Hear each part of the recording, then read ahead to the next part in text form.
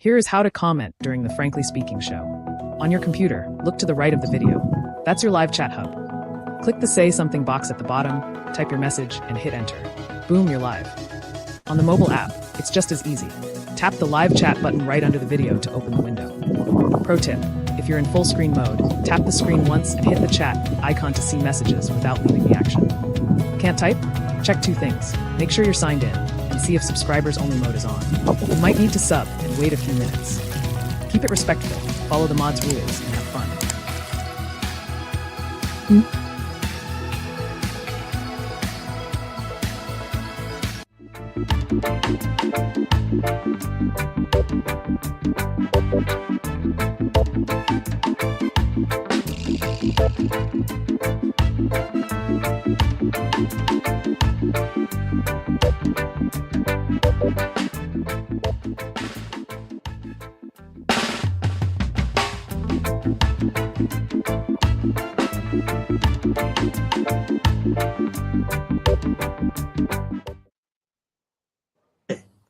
Good day. Frankly speaking, there is no overwhelming feeling or expressions of joy around independence in Jamaica generally, nor is there much reflection either. Many people take it as a holiday, but there are very few discussions about nationhood around independence time. Let's be honest. But frankly speaking, if you talk to people old enough to remember the days around independence, 1962, they'll admit there were strong sentiments that this was the launch pad for a great Jamaica, one better than the one we live in today. Of course, frankly speaking, there were the doubters and naysayers too. 64 years on, we are talking to Jamaicans of different circumstances and views about what some called Independence Project. One of our guests is not even 20 years old yet, so he has lived experience of independent Jamaica, but can't reach back with any experience or memory. We'll come to him later in the program. But before we introduce our guests, let me thank, regular panelists, Winnie Anderson Brown, not seeing hers yet. Thanks to you, our viewers, for joining us. Please like and share the podcast and subscribe to the channel if you haven't yet done so. Remember, we welcome your comments and questions to the podcast. Just follow the instructions provided earlier or type your questions and comments in the space provided on the channel. We have with us today Ambassador at this segment of the program, so we're doing two segments. Ambassador Byron Blake, a former Deputy Permanent Representative of Jamaica to the United Nations and former Assistant Secretary General of CARICOM, among his many roles, structure building roles at ESR.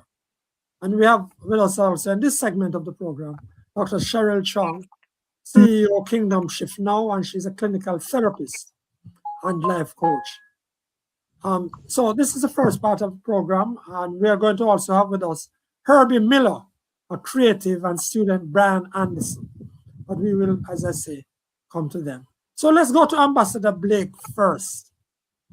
Ambassador, is Jamaica well served by independence? Do you think we have done well with it? And my apology, I just introduced Desmond Richards is here with us, regular panelist.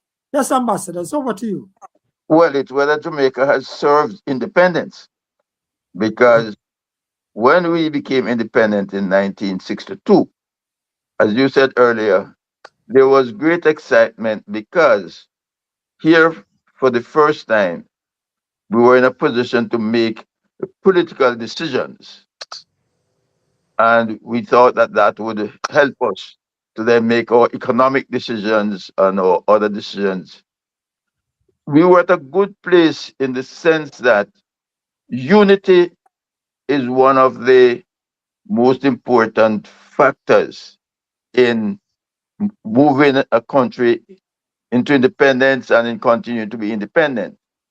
And at the time, we had in the opposition the party which had essentially written the Constitution, and you had a leader who was instinctively a constitutionalist. So that the political frame for moving forward in a united manner was there. We started the first couple of years. Of course, I think you said earlier there were some people who were doubters, but there were people who were strictly behind it. Now, I don't think that over time we had built on the foundation.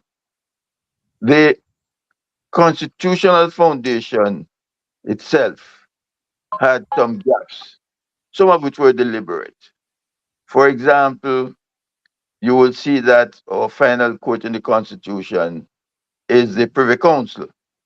But you will also see that it was not an it was a simple provision.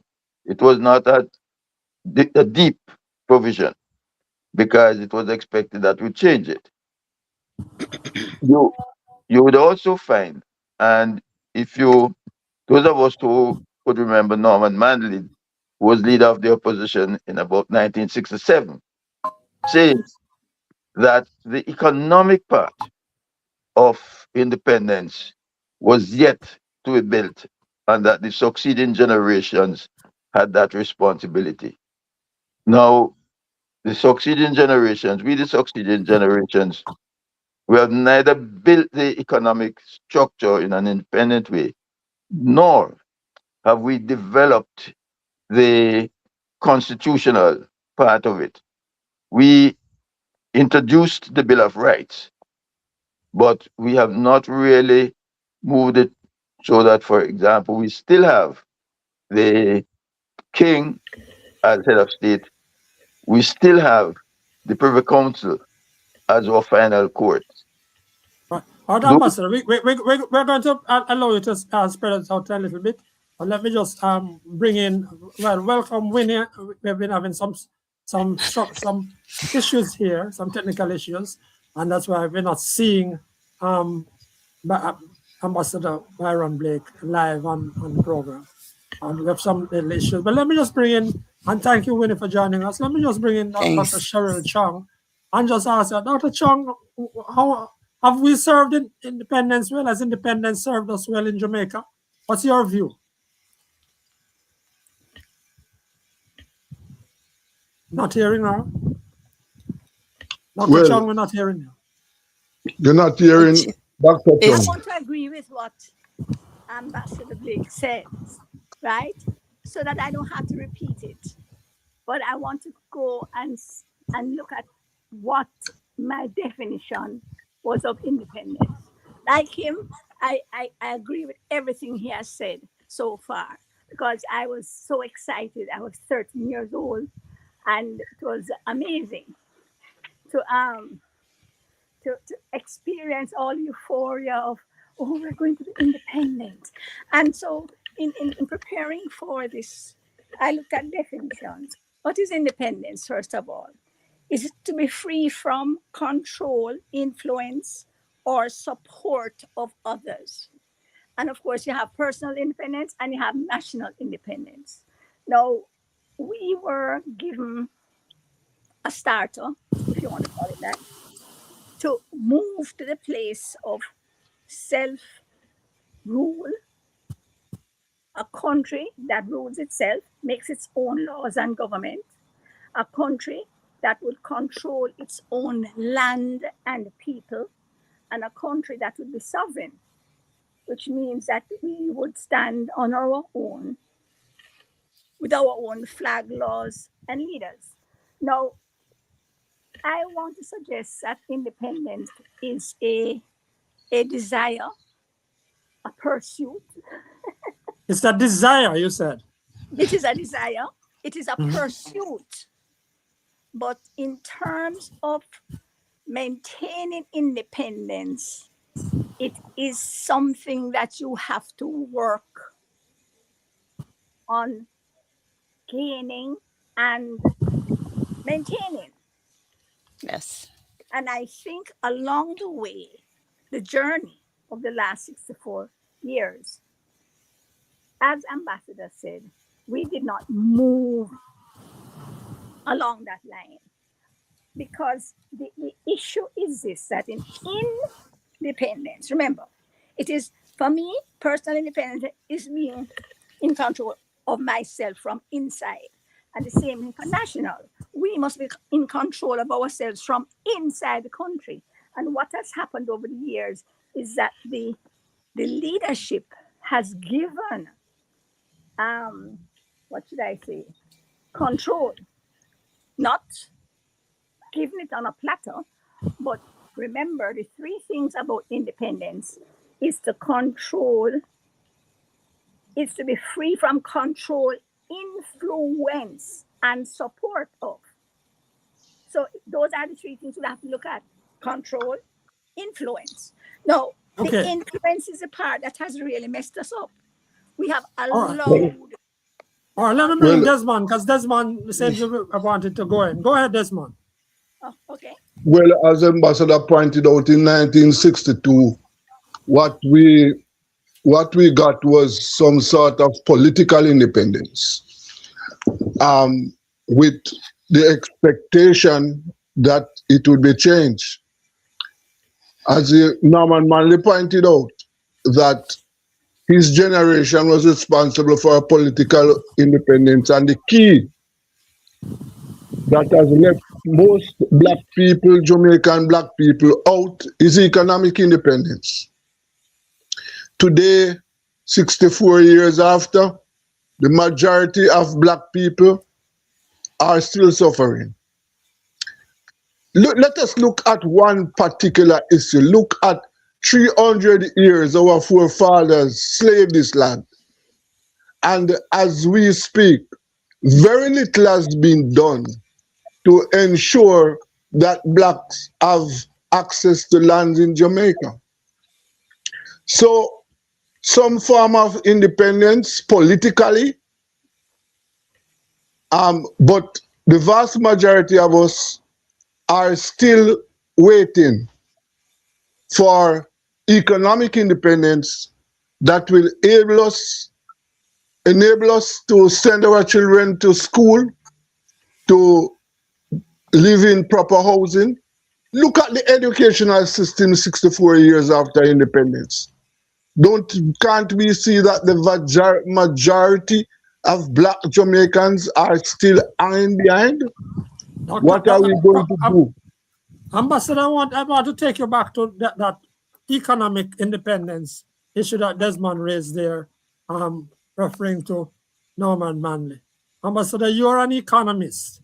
How do you figure that we have done with the economy over these years and the lives of people, ordinary people? Poorly. In the early 1970s, there was an effort made, because if you are going to be in control of the economy, then there are a couple of things that to happen. One, you have to be able to give land to those who really need to work the land, because we are essentially an agricultural country. Two, to the extent that you have industrial production, say, for example, we had bauxite as our main industry, then the country has to have a level of control over the bauxite production and how far you go in terms of the upstream activities. When and then you have to educate your people, and you have to make sure that they have health services. Now, to educate your persons you have to be training people who are capable of teaching in an independent manner, and teaching, for example, like the concepts that Marcus Garvey outlined, that you have to produce, you have to eat what you produce, and you have to trade, but trade on your terms. Now, here is where, and I mentioned earlier, that unity is a very, very key factor. And it was in the mid 70s, as the country started to try and go on those lines to get control of the resources, and to provide the health care and so that you had the division. And that division was not accidental. There were powers outside who felt that if you went along that line, they would not have the influence and the control over you. And they then began to put a level of pressure. They found internal assistance, and that became a difficulty. So that they spurs the growth which you expected from, for example, making lands available for what were then called either cooperatives or large farms, which were significantly owned by the government but worked. The pressure on those came on. The, But Ambassador, even if we accept all of that to be true and that this unified stance which we're supposed to be having that was undermined, we talk that's 50 years ago. What has happened to us all this way since that time? we have actually Why is it that we can't build an economy that can of great benefit to the majority of the people? we have gotten worse. And have gotten worse because mentally, and that came out of this 70s and 80s, a lot of us then become fascinated with being able to go overseas. In other words, we wanted 1 foot in Jamaica and 1 foot overseas. Now you can't build a national consciousness, a national economy on people with 1 foot here and 1 foot there. And we have never gotten that. And then that translates into our mental. So I don't think that we are able to confront the external with the mental agility that we have. The mental capacity. Jamaica is not short of mental capacity, but we don't think that we can use that because we think that we are going to lose something. But Franklin, if you look across the Caribbean, you can see a unified picture. The vast majority of people in the Caribbean are in the same scale. And anywhere in the country you want to look at in the Caribbean, you will see that the vast majority are still at the bottom of the table. It's a system. Can't we understand that it's a system that we are up against? So we can't do anything for ourselves, Desmond. That's what you're saying? The system is holding us down. No, The system is holding us down, of course, but we can do something for ourselves. And I took one word out of what the ambassador said. Unity. We have to approach economic independence as a unified force. That is what is lacking in the Caribbean. And in Jamaica, that is what is lacking. Dr. Chong, are you there? I am here. Yes, I wanted you to give us a response to that because you were talking about, do you see it almost as an impossible thing now for Jamaica to move to a place where the majority of the people are benefiting from the economy, from an economic uplift? Yes. Dr. Chong? Yeah, okay. Can you hear me? Yes, but if you speak up a little bit more, it will be nice. No, when I mentioned about the independence and the definition, we need to recognize the three things that we need to take back control of. And it has to be done on an individual basis. And then those who choose to do that unite together. We will always have those who are outside waiting on somebody to help them. And the essence of independence is to take back control of three things: your health, your wealth, and your mindset. And so you are talking about an individualistic... No, I am talking about a cumulative result of individual decisions, because everything that happens has to happen at the individual level. And as they come together, they become national data or world information. So it's No. not the government, it's not the government that you find us lead the way and pull the people, No, pull a united absolutely people. not. Absolutely not. Yeah. I am. No, the government has a Ambassador responsibility. mentioned about Marcus Garvey, right? We have. I'm currently reading this. Marcus Garvey, Making Ourselves. If we have a national hero that has charted a way of individual independence leading to national independence, that has to work. And we All choose. right. Ambassador, I hear you disagreeing. I hear you saying the government has to lead the way. I'm not disagreeing with her. I'm saying that the government has to provide the policy framework within which those individual efforts can take place. The government has to provide the leadership in terms of the government's own approach, because we are living in an international world. So the The government own government approach should. to the international. So the individuals have to have the characteristics the doctor was describing, but the government has to provide the policy framework, and the government has to provide the example of collaboration. There are two really critical words we need to think about: cooperation and collaboration. So we do certain things as individuals, but we have to cooperate among ourselves as individuals, and then we have to collaborate with others. The barriers to cooperation and to collaboration are largely mental, and then some structural barriers are put in by policy. So we have to deal with that, and we go back to the what Marcus Garvey said: mindset, and they that was also picked up in terms of our great national musician, music experience. We have to change the mindset so we are prepared to cooperate with each other so that we can pull things together.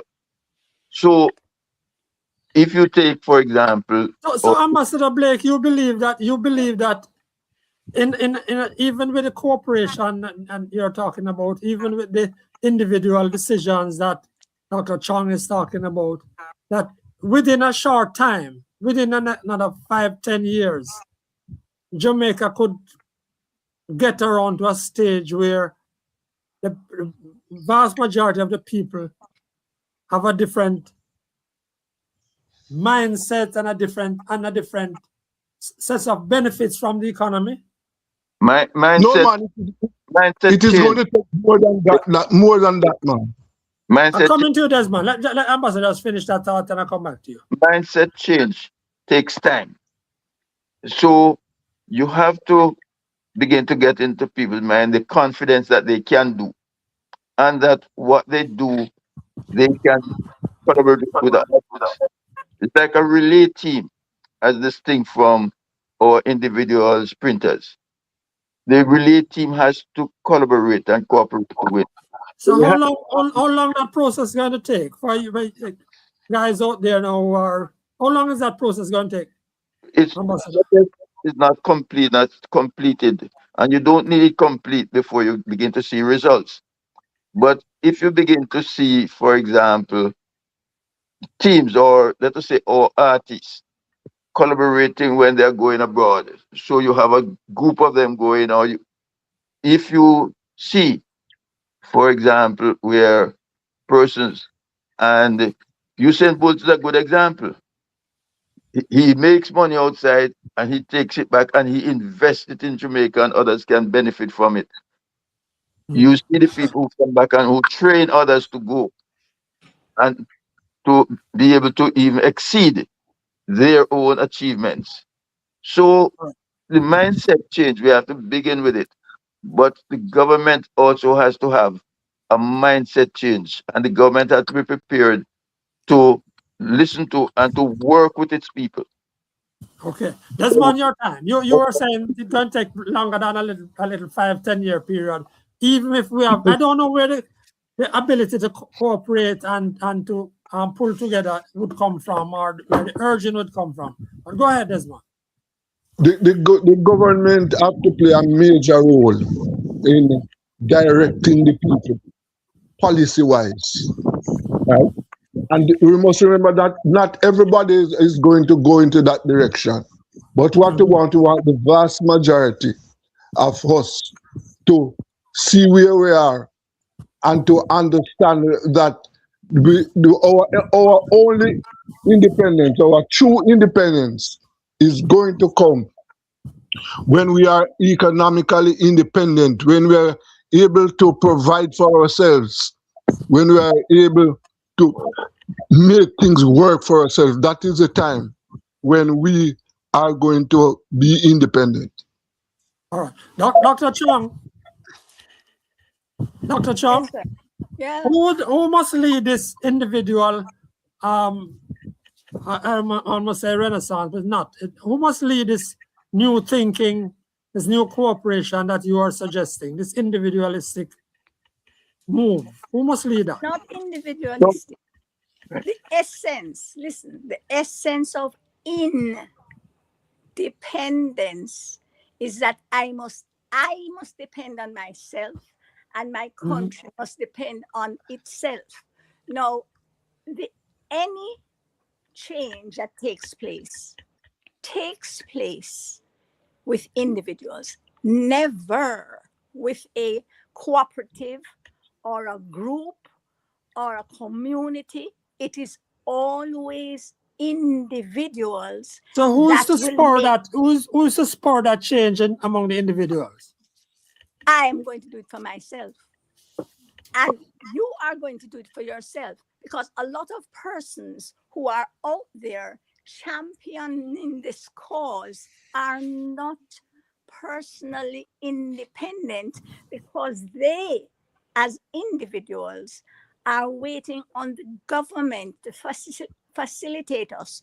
When in fact, if you read Marcus Garvey's work, you will see that you do not need government or any entity outside of yourself to become independent in your health care, your wealth generation, and your mindset. You do not need the government.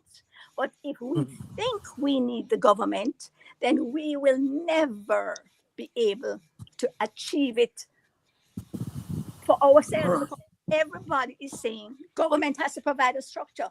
Whether government provides a structure or not, I am independent in all these areas. And that's what I do. I train people to be self-sufficient without any assistance from outside, so that mindsets are changed. Independence need resources, Independence is not just a word. All our resources. We have all the three things I just mentioned. No, we don't have control. We are not in control of our resources. The ordinary Jamaican. Ordinary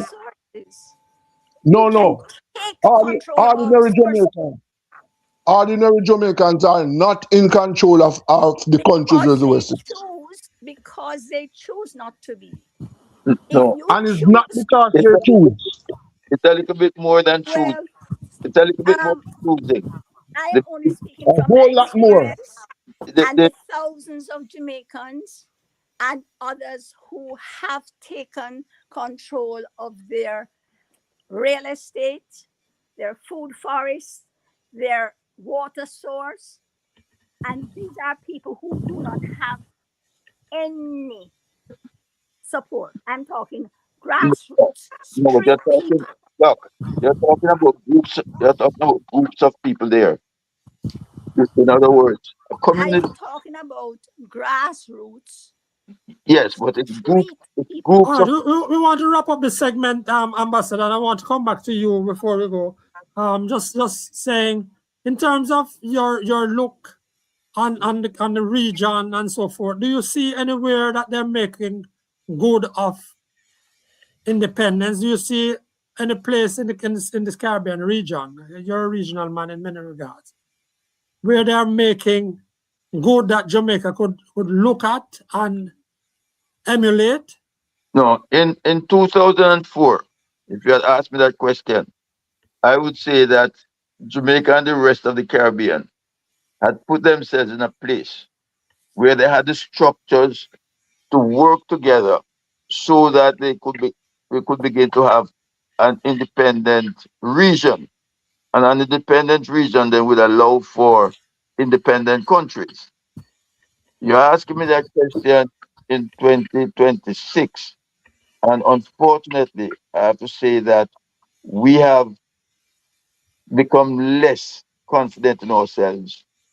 We have we are collaborating less among ourselves so that the things that would give us the frame, the platform, and which to move towards that independence in a competitive world, we are in fact abdicating them.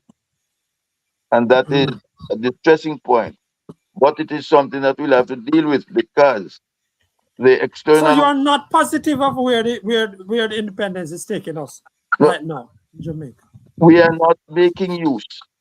Let me put it another way. And Manley had said this. A country the size of Jamaica cannot by itself be independent. So it has to find like-minded persons to collaborate with so that it can move. Now, if the 15 Caribbean countries, for example, would stick together, make decisions, and move those decisions, then they begin to provide a base which will allow them to, the individuals among them, become much more independent and less terrified about the global situation. And it will allow us to have a base. You don't sound optimistic, Ambassador, and you have seen quite a bit of the world, but you don't sound optimistic that we're getting there or we're going to get there shortly. In Um, I 2004, want to. in 2004, I was optimistic. Now I'm not yeah, optimistic, yeah. but No, you're not. I cannot, I Winnie, cannot, Winnie, I Winnie, go ahead definitely, before we let go, Doctor. yes, I definitely want to speak before you wrap up this segment. Yes, Yes, go my ahead, Winnie. view, my view is that we do not have the political structure for independence. All we did, we made all the systems that were in place. We just exchanged leaders for leaders of our own. So Parliament is independent, but we are not as a people. The only purpose the people serve is to vote. That's all. We serve no other purpose, just to vote. And that cannot be what the people of Jamaica should be about, just So, voting. so Dr. Chang is saying that the people have to make their own individual decisions, take charge of everything, and that is what will bring us No, no, towards no. that independence. I am saying that in the context of what is out there, exactly Yeah. what Winnie said, that Yes. there is no structure from government to assist us to do it. So we have to now come together in our own communities. If all of us on this program alone decided to individually do become independent, which we can, every single one of us here, regardless of your status, and take our families with us, then we would start a movement. In fact, that movement of independence and sovereignty is alive and well in Jamaica, right? Mm. And there are And the thousands of people are, people and who the are people are doing still this. and a lot of the people are still suffering, Dr. Chang. Yes, because those people prefer to wait on the government for pork barrel things Oh. and those people are waiting on the government to give them whatever they need. They are not. All right. We really want to thank you, Dr. Cheryl Chang, CEO of Kingdom First Now, and Ambassador Byron Blake, who has been in Jamaica, was seen a lot of the world and has been in CARICOM had a very good and big picture of CARICOM. We want to thank you both, as we're going to bring in our two other guests for this program. Now, Mr. Herbie Miller and Mr. Brian Anderson. Brian Anderson is a young student. He was president of the Students' Council, the National Secondary Students' Council, but he's not here in that capacity. He's here as a young Jamaican citizen. He went to university shortly. And Herbie Miller is a creative. I think I get in the signal that I must speak up a little bit. No, someone is on speaker, it seems. Okay. Somebody there, yeah, we're getting a feedback. Yes, apparently They're someone getting is on feedback. speaker. Yes. Okay. All right. Herbie, I saw you mentioning as the other people were speaking, you were backstage. Tell us, Herbie, from your experience, from your understanding of it, has independence helped us or pulled us back? He's muted. Herbie, you're muted. Please unmute. Herbie? Yes, go ahead. Good afternoon, colleagues, friends. Good afternoon. Thank you. The question is, have we progressed or not? Yes. Has independence worked for the majority of Jamaicans? That's different. I do not think so. I think for a minority, their independence, and I'll be extreme to say, for what we would consider the descendants of the plantation class, those who basically run the country and control the government, things are pretty good. I mean, they run the corporations, they call the shots, etc. They get the best education because in many instances they can afford it. For the majority, education is something that many want to pursue.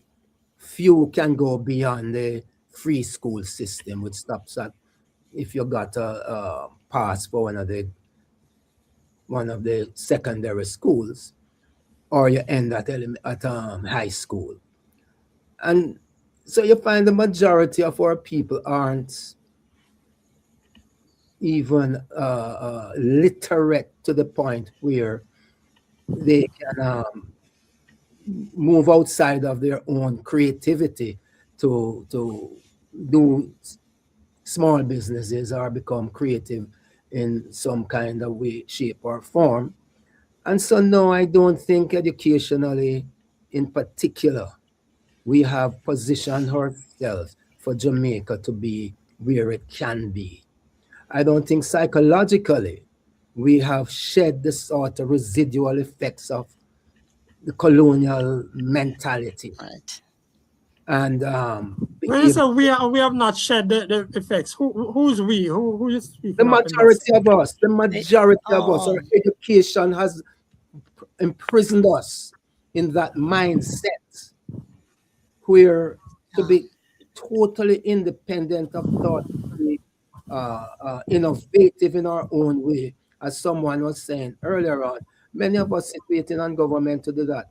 And if it hasn't come in these 60 odd years, we're going to wait another 60 odd. What I can say is that, for example,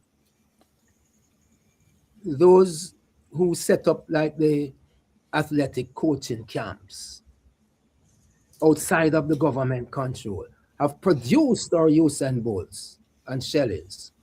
Those who just took it on themselves to go inside of a recording studio and make music with those instrumentals, singing DJ, dancehall, whatever you want to call it. They did not wait on anybody, no private sector, no government, to become what they have become and to put Jamaica on the international map without government assistance. Indeed. Very interesting, Herbie. We're going to come back there, but I want to bring in young Mr. Anderson now and to ask him, Brian, let's see, how keen are your friends, Brian? And Brian is a graduate at Monroe and he's going to university now. How keen are your friends about independence and about where the nation is? Do they care? Brian, you go ahead. Maybe it's you you're hearing the feedback from. Hey, I'm the problem with the feedback. I'm not sure, but you go ahead. I'm hearing the Too feedback. loud, yes. Okay, well, to be quite honest, a lot of young persons seem to have a disinterest in a lot of these things. Whether it's whatever it has to do with our nation itself, they tend to show a disinterest in it, and there can be a variety of reasons for this. However, Jamaica itself has built its own personal image that I can say through in which we would have achieved independence, would have done things such as achieving global recognitions through reggae, the music such as dancehall, our athletes in track and field, and various other things such as economics. We're one of the largest producers of bauxite in the world. And we're a big tourist attraction, so we're known globally. So that we would have achieved since getting independence. But the unfortunate case is that young people are not aware. Sorry about that. Young people are not aware of many of these things, and they seem not to care very much. And a lot of this has to do with the fact that they simply aren't sensitized about certain things, and the way in which young people learn is vastly different compared to the way in which young people learned in the past. So now we're in the technological era, and it's a lot more. The way in which you observe information is a lot more fast paced. They have a lot shorter attention spans, so they are not generally cautious about certain things and not generally informed about certain things, and it's quite unfortunate.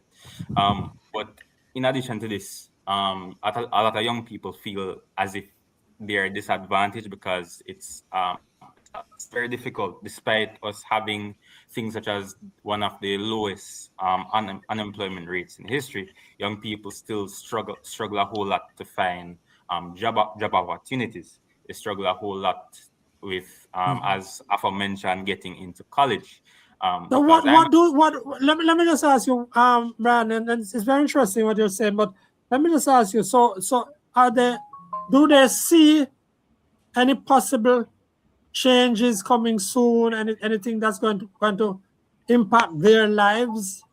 Do the young people that you see, and I mean, I know it's not scientific, but you talk to them, you talk to colleagues of yours, you talk to people at sixth form level up to recently, but do they see any significant change that's going to be happening?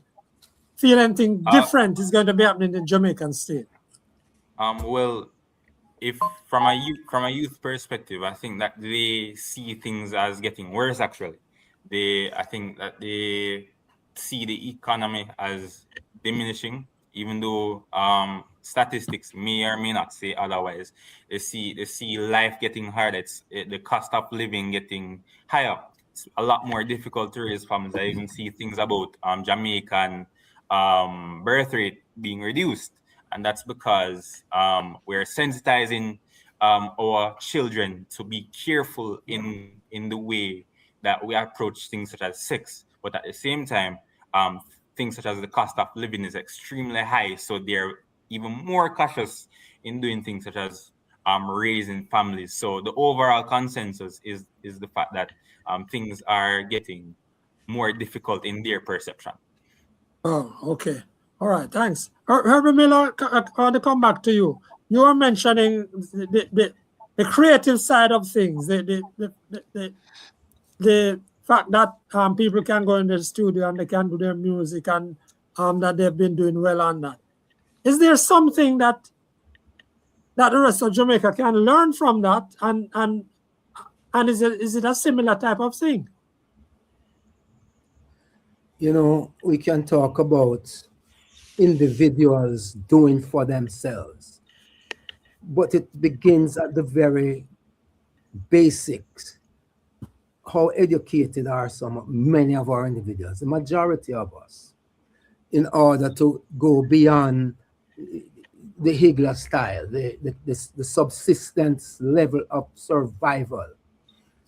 And I know young people today are very savvy when it comes to technology and can create within their own spaces a sort of way to advance. But in general, I do not see where the system has sufficiently been developed.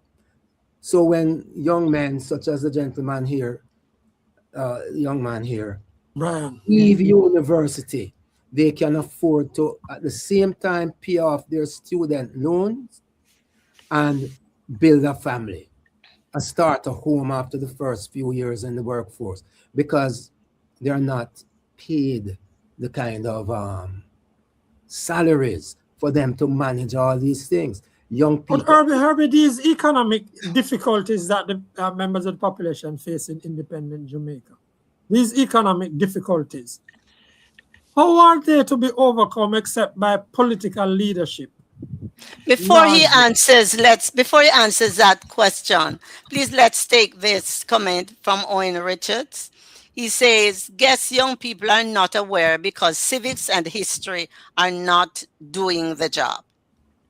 But how can civics and history do the job if it's not a part of the curriculum? When some of us sitting here were in school, history is a part of the curriculum. Civics was something that we knew who was the Governor General, ADC. We knew all of how these things worked. Today, as far as I am understanding, these things aren't at the top of the curriculum anymore. Civics and history. But Herbie, before I go back to Brian, I want to ask you, how else, aside from government leadership and political leadership, are we going to get over those economic difficulties that you are pointing to, over the fact that so many people have to do this subsistence, higgling, and living? We're moving away from agriculture to a great degree.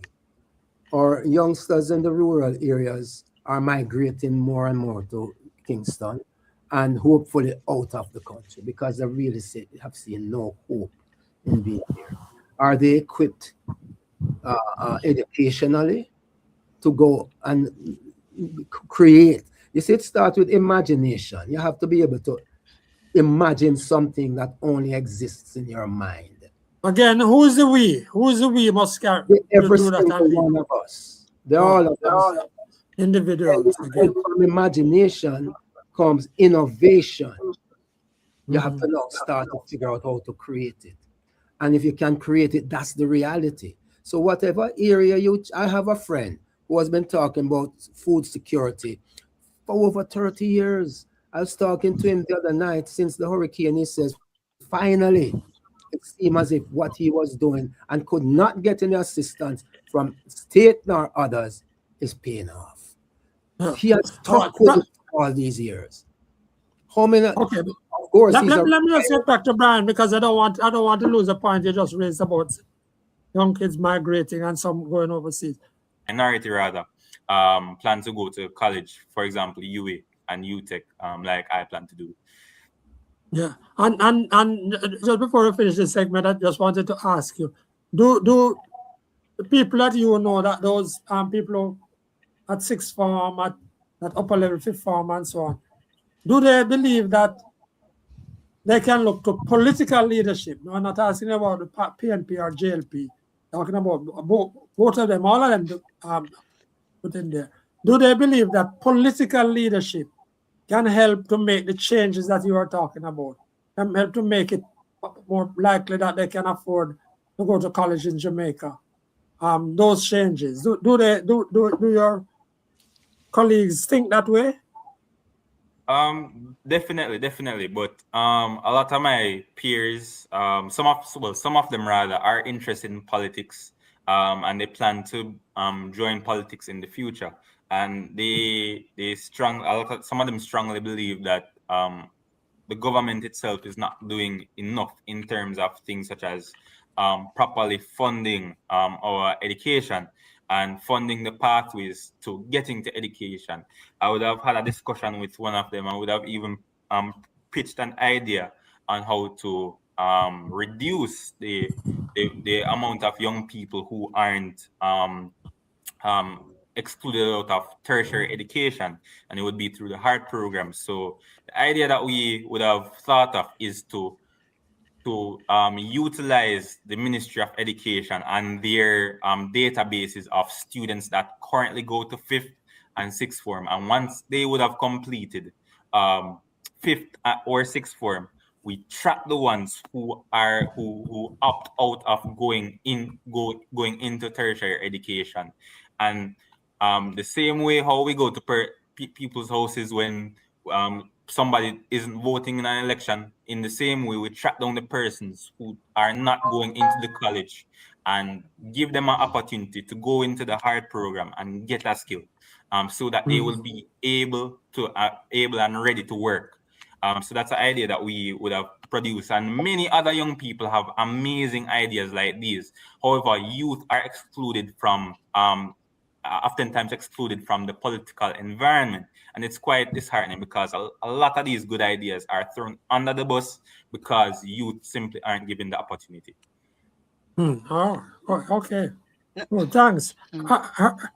Herbie Miller, have we done well with the music? And what else have we done well with in independent Jamaica? Have we done well with the music? Because there's still some schisms. We have. Yeah. Okay, to the extent we have done well with the music, what's lacking on the part of government is, despite the fact of a very dynamic Minister of Culture in Ms. Grange. Olivia Babsy Grange. That's correct. Yes. If the Ministry of Culture is not sufficiently funded by the Ministry of Finance and the government in general to grow the entertainment industry, which is Jamaica's greatest calling card to date. It is our music and our culture that bring people here to the extent that they've been here. Over the past 40 years, Sunsplash brought in the Spanish, the Japanese, the European hoteliers, all that flew on the wings of our music. And if we are producing the quality musicians and music, so many different genres, it's integrated into everybody else's music, but we don't have one space designed for our artists to perform. That's been lucky. We have no gallery for art to be displayed.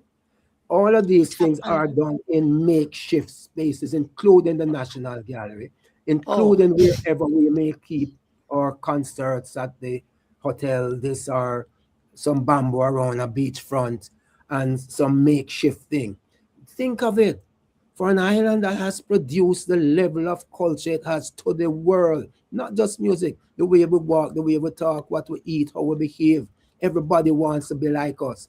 And yet, whenever we go on tour, we play in the greatest rooms, from Avery Fisher Hall to Carnegie Hall to Royal Albert Hall, throughout the world. And we come home, and if we want Burning Spear to come and do a command performance, we're going to have to rent one of the hotel rooms and put him in there. Herbie, your concerns are well merited. But before we go, on behalf of the Frankly Speaking team, let me express condolences to the family, colleagues, and friends of Headley George Samuels Delmar, photographer extraordinaire. Desmond Richards, spend a minute and just tell us who was Delmar, please. Delmar Desmond. Delmar is one of our greatest photographers. I met him at the Jamaica Record, now defunct. And I can remember Delmar is a photographer. He was a what you call an action man. Yes. And the young people would not know what Delmar has captured. Cricket, West Indies cricket around the world. All around the world. All around the world. All around the world. And I only hope. I remember that he had a seminar. He had a display of his photographers for photographs. I remember that. I sincerely hope that something will be done to put Delmar's photos on display again for the world to see. Thank you, sir. May I just add something here, please? But Very before he quick. turned to cricket, remember he was photographer for, I think it was Swing magazine, and he lived abroad. He was sending all those photographs of our entertainers and the Jamaican community and what was happening. So he went into cricket in the 70s, I think, with great photography. So that display that you talk about, my friend Desmond, has to include everything. But what a name, Headley George, not George Headley. Headley George. Yes, we know. That heartiest congratulations to the Sunshine Girls who defeated the long-time superpower in netball, Australia, on the way to the Jamaicans, placing second at the Commonwealth Games. Congrats again, ladies. That's our show for today. Thank you all for joining us. Remember, you can watch this podcast at any time by clicking that same link you used to get here, or just go to the Frankly Speaking Jamaica YouTube channel, episode 220. Thanks to Ambassador Byron Blake, student Brian Anderson. Brian, we wish you all the best in your studies at the university, and keep on the straight path as you've been doing. We thank Creative Herbie Miller, from whom we just heard, and Dr. Cheryl Chung. Special thanks to panelists Winnie Anderson Brown and Desmond Richards. Thanks also to Joshua Black, graphic artist. I'm Franklin McKnight. Until then.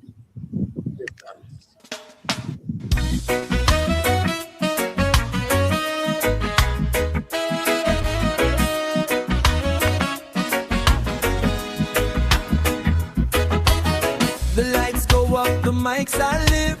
We're feeling that energy, that Sunday drive. Whether you're here while the clock is ticking or catching the replay, the plot is thickening. From the very first word to the final thought, you're the reason for every battle we fought. Oh, to our zealots, the ones who stay, and our viewers watching from miles away. If you live in the chat or on a late night screen, you're the heartbeat of the Frankly Speaking scene. We see you, we hear you, we appreciate